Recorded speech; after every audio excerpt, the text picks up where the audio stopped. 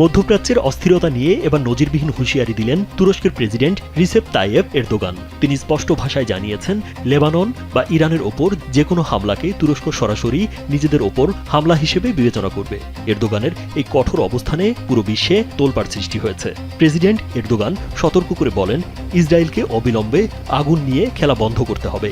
মধ্যপ্রাচ্যে যে ভয়াবহ যুদ্ধের পরিস্থিতি তৈরি হয়েছে তার জন্য তিনি ইসরায়েলি প্রধানমন্ত্রী নেতানিয়াহুর রক্তপিপাসু মনোভাবকে দায়ী করেন। এরদোগান আরও জানান, আঞ্চলিক শান্তি রক্ষার জন্য যদি আলোচনা ব্যর্থ হয় তবে তুরস্ক সামরিক পদক্ষেপ নিতে পিছুপা হবে না। অতীতে কারাবাখ ও লিবিয়ায় যেভাবে তুরস্ক সফল সামরিক হস্তক্ষেপ করেছে, প্রয়োজনে ইসরায়েলের ক্ষেত্রেও এই পথে হাঁটার ইঙ্গিত দিয়েছেন তিনি।